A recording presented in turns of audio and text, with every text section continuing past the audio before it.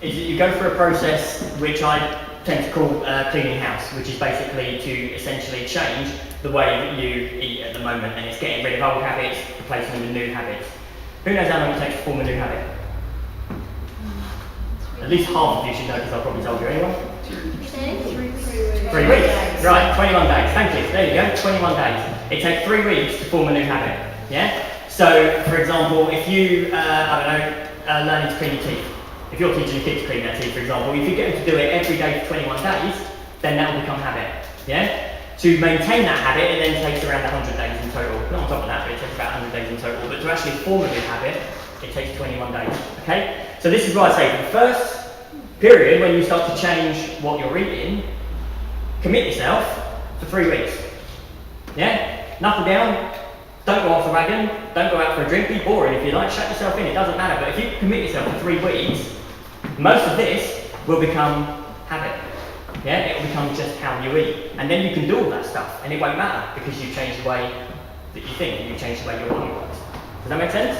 Yeah? It's taking that period of time to work on it and actually knuckle down, get it done. And then once you've done that, you just change the way it works. Same applies if you stop doing it, yeah, which again people do, they tend to have maybe a bad weekend or whatever. Bad weekends are fine. It's when that becomes a bad Monday, followed by a bad Tuesday, followed by a bad Wednesday, because we don't get back on the pace. Yeah, that's when you start to bring in your old habits. Yeah, and old habits come back pretty damn quickly. Alright, because we've spent years doing them. We already know them, they're familiar, they're comfortable, okay? Right, anyone heard the terms conscious competence and unconscious competence? Anyone? Yeah? Right, basically, the difference is, we go through certain phases as we learn stuff, okay? First of all, we're what we call consciously incompetent, which means that when we're doing something new, we know we're not good at it.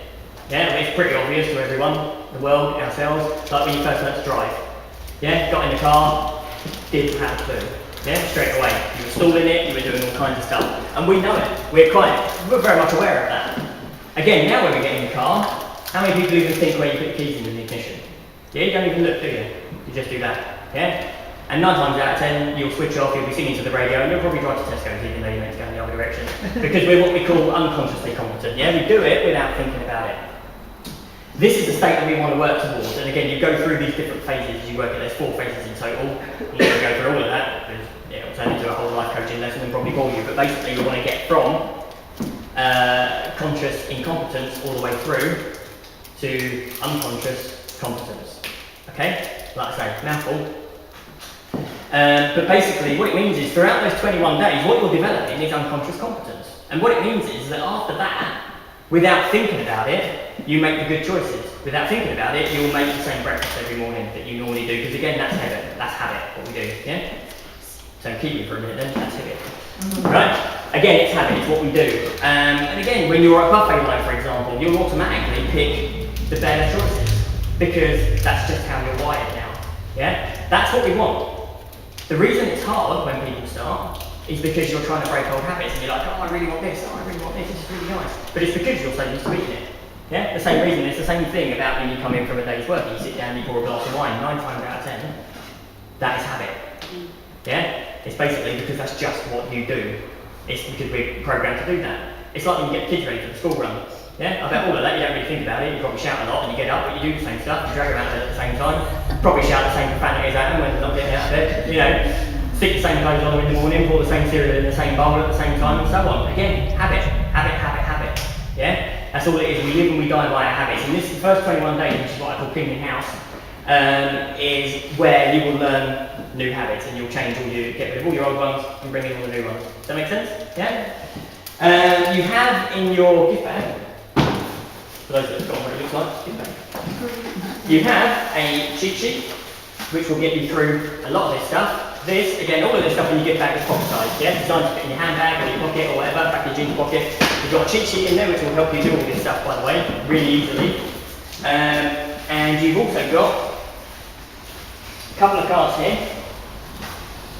which is a quick start guide. That will cover most of the stuff I'm about to cover here. Yeah, so again, write stuff down, but you'll have a lot of it here.